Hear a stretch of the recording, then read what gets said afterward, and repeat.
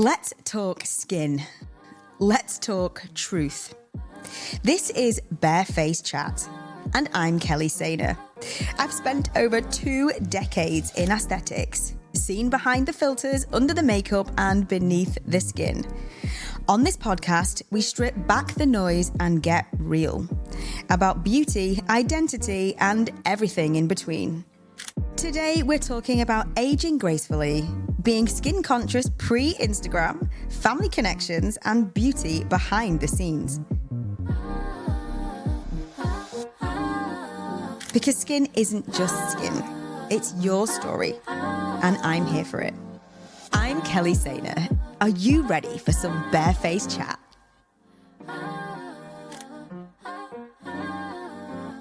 Disclaimer, the views shared in this episode are personal opinion and are not intended as medical advice. Always consult with a qualified professional before making decisions about your skin or health.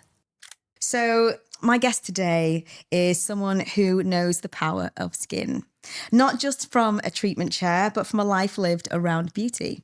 Karen Thompson is 60 and a co-director, and frankly glowing. She spent years working both in front of and behind the scenes of the beauty world, including her time at Clinique, which has been skin conscious for long before it came Instagram cool. She's also one of my real life friends. I've known her for over 20 years. Can you believe it?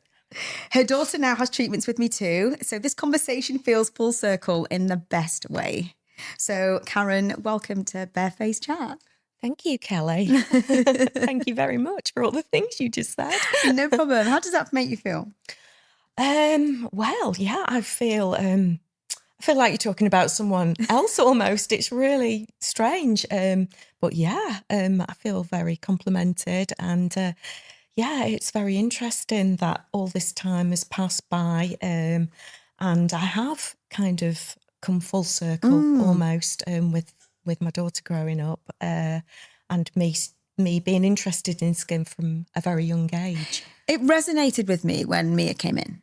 Yeah. And it was like, oh my gosh, Mia was tiny. Hang on, when did that happen? Yeah. When did Mia feel like she wanted to have treatments? So today I want to talk about a few themes. One is aging gracefully, which you have done effortlessly. Is that a word? Effortlessly. Yeah. Effortlessly. I want to talk about being skin conscious pre-Instagram era, because that's where you and I sit. You know, I still find Instagram a minefield and very difficult. The family connection, are we allowed to say that other members of the family have tinkered? Maybe. If they have, I'm not sure. I'm not sure. And beauty behind the scenes. So one thing I wanted to start with asking you about skin, given how long we've known one another, yeah, and our connection here, is that you've always taken care of your skin. So I've got some notes and I just want to go through some of these and see if we can really delve deep. Before it was trendy and before it was cool, like, you have taken care of your skin forever. Yes. What got you first interested in that? So I think I was around about 12, and I was looking through teen magazines, as you did back then. And I was interested in products for your skin. There was stuff like Nivea, Astral, those kind of products. My skin felt quite dry and I was just using soap and water. Oh my gosh. So it felt, like I needed something. And so I decided with pocket money to go off and invest in some Nivea. Yeah. Not sure what I was really doing with it. I was just putting it on my skin. I love that. And just, feeling the difference With your between pocket soap money. and water, Yeah. and something that was a little bit richer. Doing and something. Yeah. It just felt good to do that at the time. And I also thought it was probably cool as well. Yeah, I love that. I think I remember the first time that I thought I was like a young professional, because I remember thinking, okay, I can afford to go into Kendall's and buy dramatically different. Yes. Yeah. Yeah, well, back then that was like the benchmark for me, that I had made it into the skincare world with the best of the best. Yeah, You know, forget Body absolutely. Shop, forget like Woolies. Yeah, that was a little bit more upmarket and something that he definitely wanted to be part of. That was my aspirational skin goal. Yeah. I've been buying products in magazines.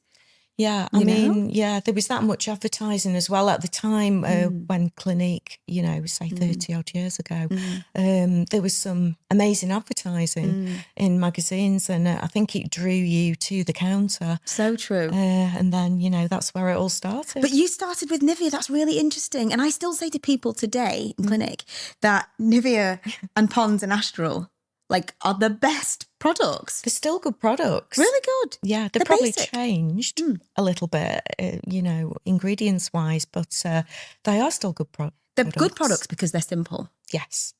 The product, there's very few ingredients in the products. Yeah. And sometimes that's the best way. Yeah. Yeah, sometimes that is the best way. 100%. I'm constantly saying to my patients, strip it back. I'll keep saying that. That'll become a real narrative theme throughout everything that we're talking about. Yeah. But I say strip it back, go back to basics. Yeah. Yeah. And of course, Joanna Lumley, Astral Queen, she's always championed that. Absolutely. Oh, that's really interesting. So because you've worked behind the beauty, in front and behind the beauty industry, do you think it changes how we see patients, how your relationship with patients here? Tell me about when you first started modelling and the pressures to look good. Back then, they always said to us, wear very little makeup. So maybe it was just a trend at the time. Don't wear too much makeup. Be natural. So there was two different things going on. If you worked in Manchester as a model, you were working in advertising. Right. And that was almost the polar opposite. Put lots of makeup on and always have your hair done. But if you were doing different work, say in London, it was very stripped back, the look, back in the earlier 80s. It was natural. If you had freckles, show your freckles. Don't hide them, and just, look as natural as you can. Wow. But they always emphasised, look after your skin. And I think at the time, we all went to maybe somewhere like Marks and Spencer that were doing a cleanser, toner and moisturiser, which was affordable to us back then.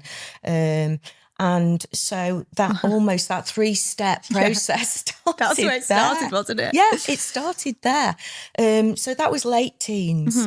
I was about 18 at the time, something like that. Who did you model for?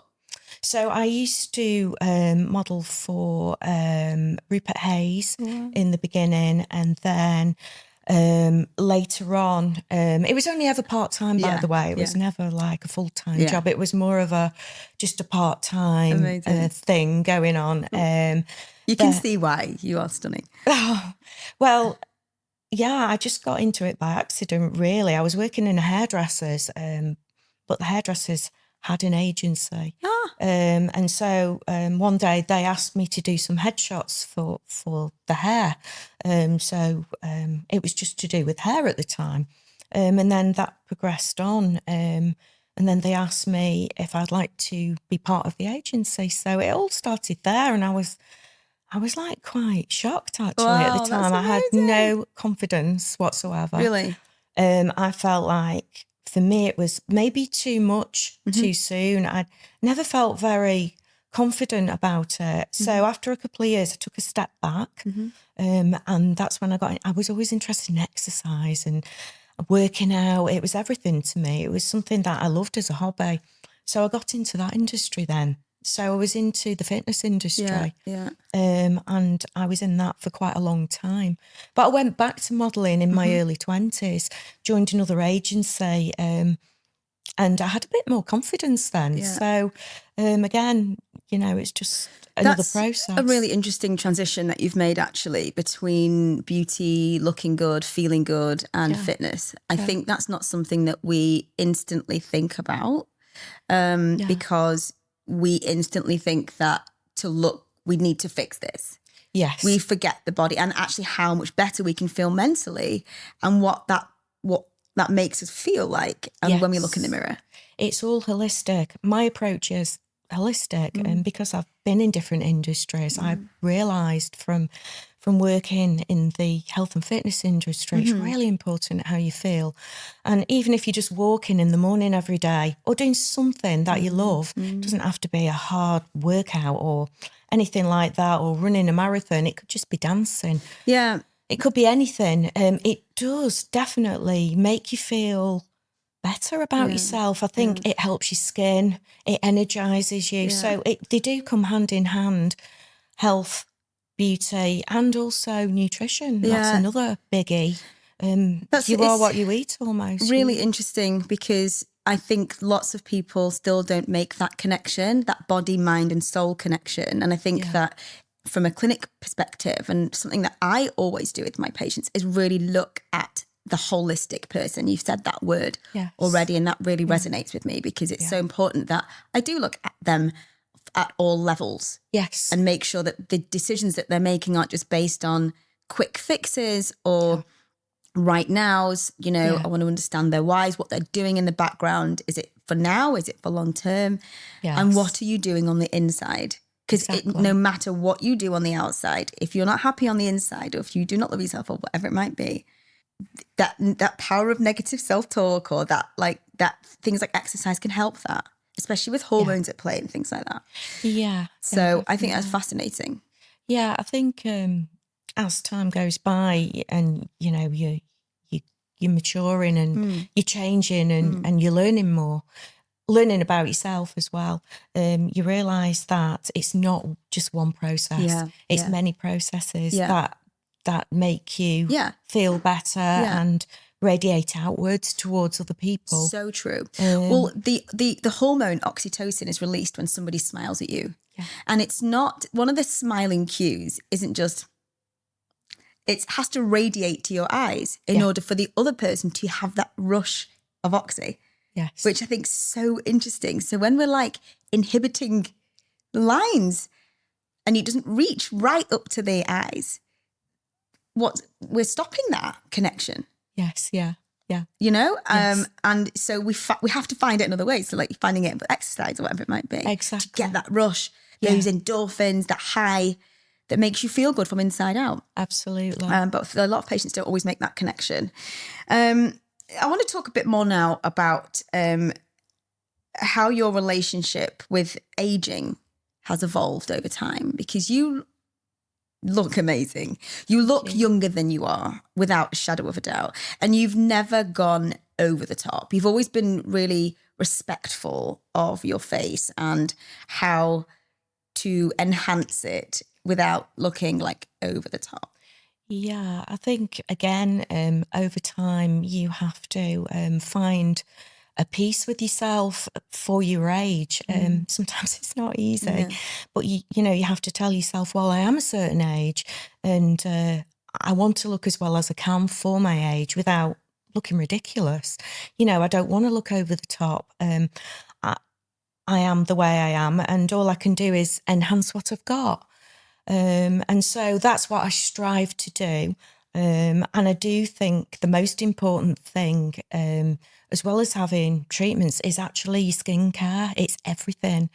Because having good looking skin is really, really important. And it does go hand in hand with treatment, as you well know. 100%. So I think, you know, I just try and do what I can in a natural way. Do you remember New Skin? Yeah. New Skin. That was one of the early things, right? Yeah. That we were both doing to like do something at home. The home market's blown up. Yeah. But we were doing that 20 years ago. Yeah. I think it probably all started around about then, when you think, and before Instagram and all those other social media platforms. And these days there's so much, isn't there? You only need to go and delve in to one of the social media platforms to see all those different products, all those different brands. It's mind-blowing, really. Minefield, honestly. Yeah, I don't know how consumers do it these days. I don't either. It's crazy. It is crazy. The noise is unreal. Yeah. Where do you start? It's more and more. Yeah. So do you think the perception of people getting treatments around 60 is changing?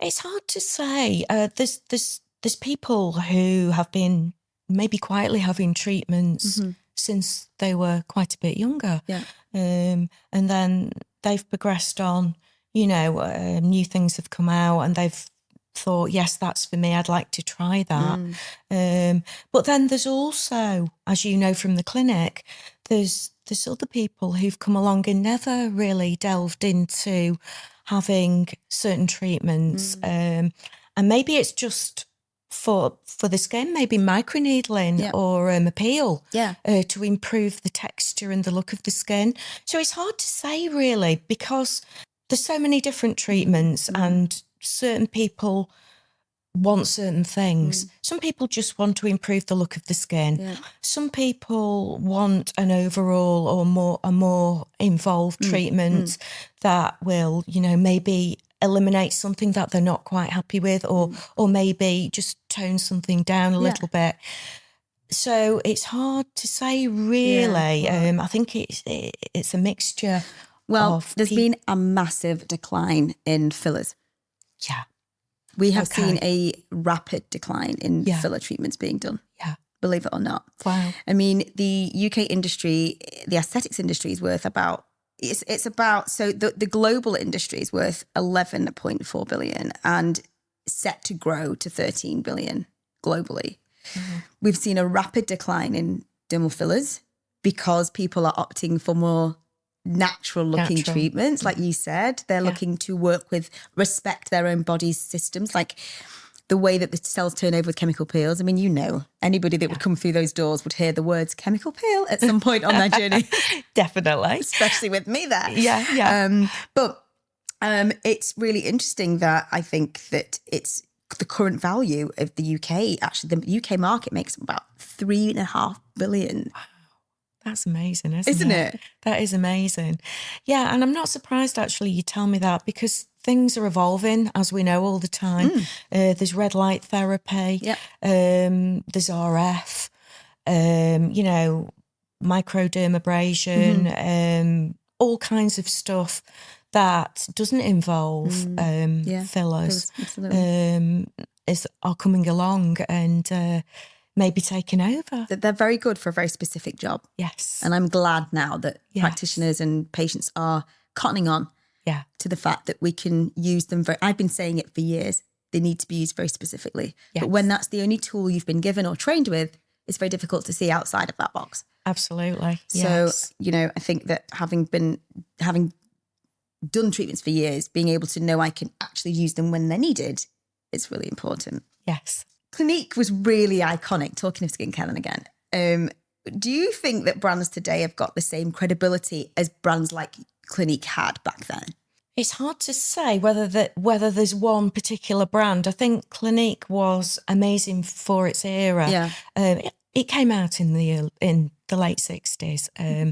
But I went to work for Clinique in the mid-90s, and we've talked about this before. Turnaround cream had come out, and that was a real game changer. It was a night cream that had salicylic acid in it. So it was a skin cell turnover cream. Interesting. Yeah, I'd never heard of it before. So we all had the training on it and we all were given some to try. So we'd go off excited to try it that evening. And then the next day we'd be like full of breakouts. But it was an amazing product for that era. So that was quite revolutionary at the time. It's hard to say really though. Now there's so much and, there are certain probably products and companies that have trends, when maybe they bring something new and exciting out. Yeah.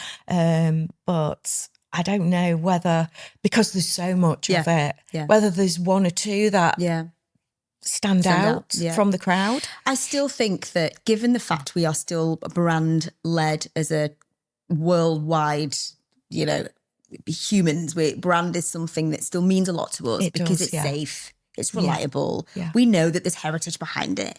And I think that where brands are concerned, for me, there's still brands, maybe it's my age, maybe it's because I'm still that easily led. I think we're all led by advertising. I think golden it's arches. so powerful. Yeah, it's so powerful. I'm like, I know what I'm getting at McDonald's, you know. I know what I'm going to get. Yeah, exactly. I'm not getting any beaks. I'm not getting any feet. Yeah. I'm getting a decent chicken. Yeah.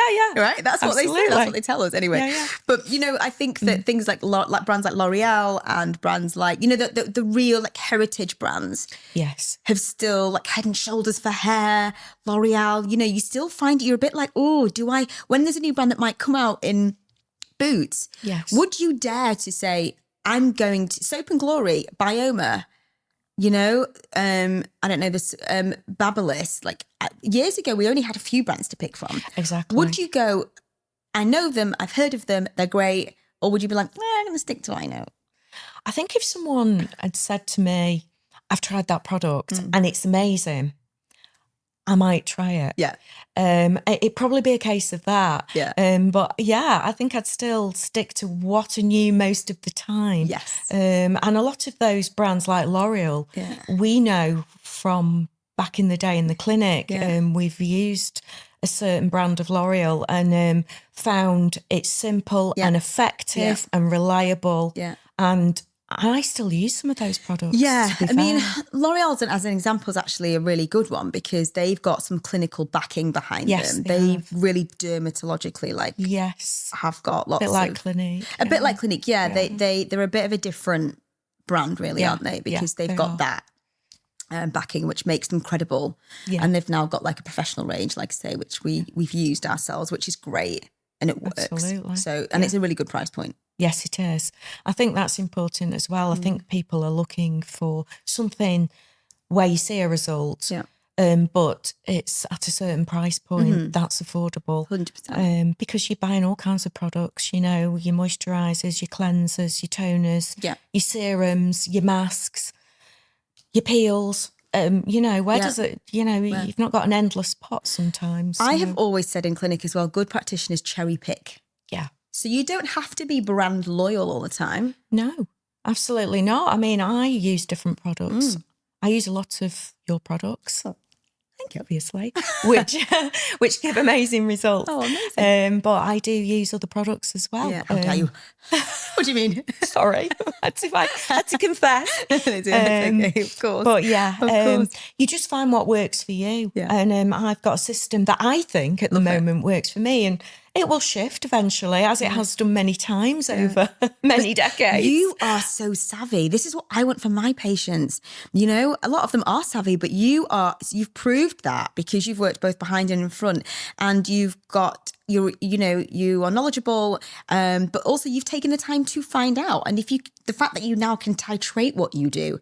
Okay, today I'm going to use this. I know when my skin does this, I'm going to do that. I know when my skin does that, I'm going to do this. Yes. Like that's the holy grail of what any practitioner wants for their patients as well. Yeah, I think trial and error sometimes, and not just that, your skin's quite unpredictable sometimes. You know that I've had my skin problems. Yeah. And I've said to you, why? Yes. Why is this happening? Yeah. But, you know, eventually it comes back around and it's all fine again. Yeah. You try things, and if it works, you stick with it. Yes. And I just try to work with what works for me. Yes. And stick with it. Yeah. I've got a routine. Yeah. I stick with it, and hopefully it just keeps working. That old saying, baby, nobody likes change. Nobody likes change. The minute we step out, like when things change, we're like, oh my God, we go, wow, wow. Yeah. We all like being in our comfort zone in a way. Do. You know, and it's a time thing as well for a lot of people. Yes. A lot of people are right, I've got to get to work. I know what I'm doing. I've got a certain time to do it in. I haven't got time to go and find something else or try something else. So I think a lot of it is just convenience for people. Absolutely right. Yeah, absolutely. yeah. That's so true. Yeah. Well, let's move on. So your daughter comes to us now too. Does it feel empowering that she does? Yeah, I mean, you know, she has been aware of skincare for quite a long time, and she's had some skin concerns herself as time's gone by from being a teenager. Skin's amazing now. Yeah, it's incredible. But most people go through something with the skin from being a teenager. So she had obviously wanted advice on her skin and how she could improve the look of her skin and, you know, to get some really quality products. So that's when she came to see you and get some advice. And she's very happy with her skin and it does look glowing. It does look amazing. So, yes, it's all good. I love that. I love that she's done that and wanted to address those things, really. And it was interesting that... It's just caring, isn't it? Yeah, that the influence that you've had as well, the positive influence. Yeah, she does actually care about what she eats as well, and she exercises. So I think it was something I'm doing must be right. Absolutely. I'm not brainwashing her or anything. Look at you. Just doing. Normally we say, like, look at your parents. Look at the way that they've aged. I mean, that's the route that you'll go down, right? I mean, it's maybe not the right thing to say, but, you know, we have to look at our history. Yes. That's what we do when we see a GP. That's what we do when we go anywhere. Yes. We look at what's happened before us and the legacy that's been there. And we want to know how we're going to age. And look what she's looking at. Yes, I think maybe that age now, that era, my daughter's age, maybe they are more savvy as well, and not all, but a lot are addressing the skin and the health and what they're putting in the bodies. You know, it's a way of life, and being happy in themselves. It's very psychological, and I think that's what's different. I think when I was younger, I didn't ever think about psychology. I didn't think about really the way I was feeling. I was just doing all the time, busy doing. But I don't believe it's really like that anymore. I think younger people do address the way they feel, which is a good thing. Completely agree. And that's, you know, that's just something that's evolved and changed over time. Thank the Lord. Yes. Right? It's Thank a good God. thing. Yeah, for sure. Do you think that your beauty, from what you've said there, I think it's a really interesting question, actually, and it really pivots what I'm going to say now. That beauty gets better with age or harder? Harder. Yeah. Yeah, absolutely. So obviously everyone's aging, and that's hard to take. And you've really got to get your head around it, and you have got to be happy in yourself to radiate any kind of confidence and just feel good about yourself. It gets harder, but you know, you just have to deal with it in the best way you can. Yeah. And enjoy your life, because you know that's what life's about, right? Well, you said before, which is so nice to hear, that you have to have a peace with Yes, yourself. you do. You have to have an inner peace. That is almost the heart of everything, because without that, nothing else is going to work, really. Completely. You know, it'll radiate out. Yeah. So that's the key, I think. That is the key, but I think that's really interesting because I don't think a lot of people do have that inner calm, that inner sense of just be. Yes. It's something that you really have to think about and want. And if you've got the time and the notion to do it, then anyone can do it. Agree. It's just, you know, realising it sometimes. Completely And sometimes agree. when you're caught up in your life and there's so many stresses going on with people's lives, it's hard sometimes just to focus. It is hard to focus. And that's the thing with that lives are so busy now. Yes. Having time to focus. Yeah. We just aren't giving ourselves enough time. That's it. And if you take the time, Yeah. then the radiation will be there. You'll see it. Yeah. And that, like, in a stillness. Yes, absolutely. It's just, you know, something Will age you slower, I'm sure of it. Yeah, I think it's right. I think it's that. It always comes back to what you eat as well. I really believe that if you're eating, you know, a varied and a decent diet, and you're maybe cooking yourself from scratch, if you've got time, but eating the best way you can, it makes a massive difference to your skin. You're almost feeding your skin. I mean, thank you. Continue, because this is something that we talk about again in Clinique, you know, with patients. Diet is huge. It is huge. Because there's so many stressors, aggressors, things that are happening to us, there is. whether we are 18 or 80. Yeah. There's all the external aggressors. And actually going back to Clinique, that's what we learnt when we were doing our training. And so a customer had come to the counter and we'd, ask them a series of questions and a lot of determining what they needed for their skincare routine was what they did and how outside aggressors affected their skin. This was going back a long time as well. Thinking. Yeah, it was way ahead of its time in a way. How the wind affected your skin, how the sun, the biggest thing for Clinique was the sun. Of course. And getting onto that and SPF, and they always did a full range of SPFs, which is really interesting. It's fascinating. Yeah, because it was devised by dermatologists, so they were very anti-sun, or just be very careful in the sun and make sure you're wearing your SPF, and that was kind of drummed into us. I love this. Is an education for me. I could sit here forever. Keep going. Yeah. So it was.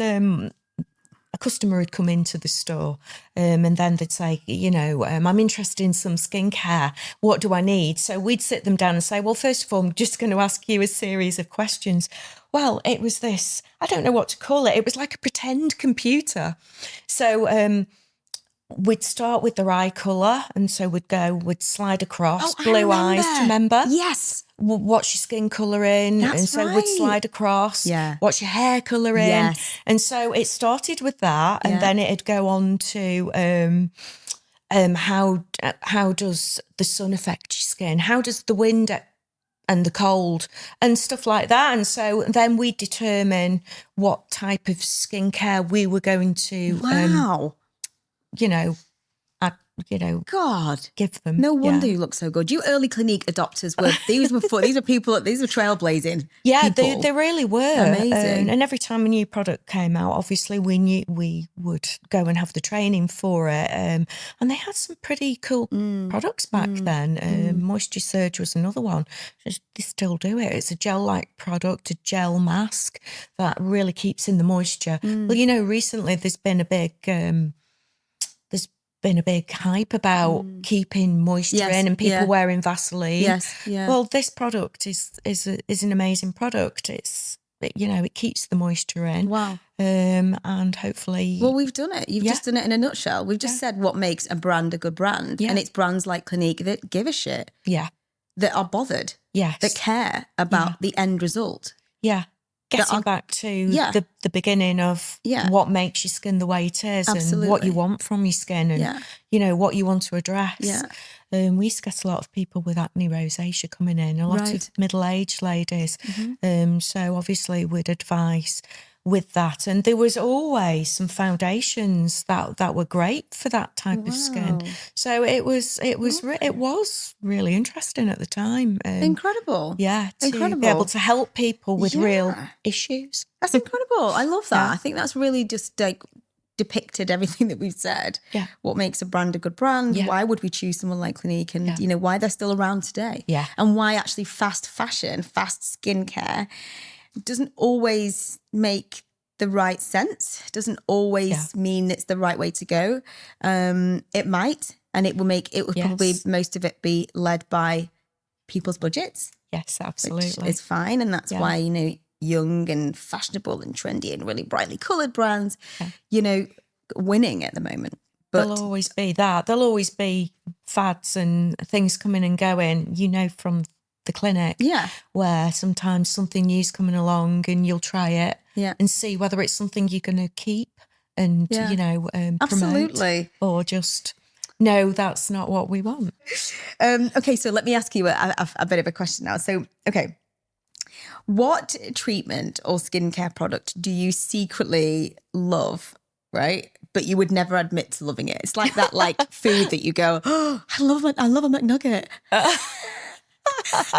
I wish I could order the Big Mac.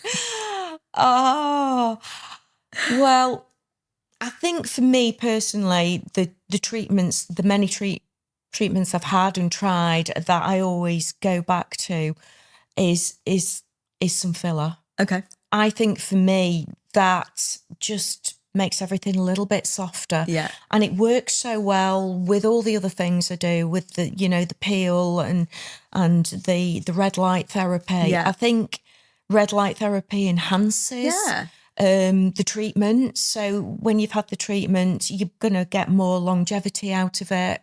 If you're using, certain treatments at home, maybe as well as, having facials and that type of thing. And that's been key for you, hasn't it? Yes. You've bolstered that at home. You've really taken the home routine. Yeah, I thought, how can I take it into my own hands a little bit, as well as obviously still having treatments every so often.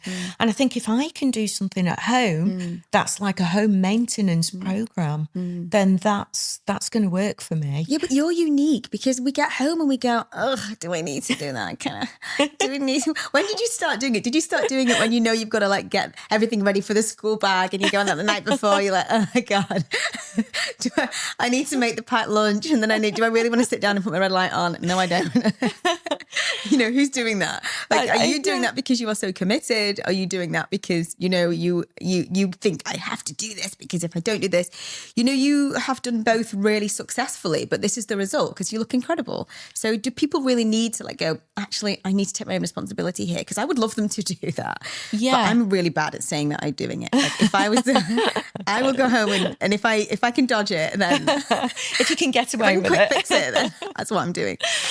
I think it's come over time. I have been not as good with my skin maybe when I was younger, but I think as you're getting older and you're looking at yourself and you're critiquing yourself a bit more, you think, hang on a minute, I've got to do this routine and get into a good routine. And I am motivated anyway by products. I actually enjoy it and I find it quite therapeutic.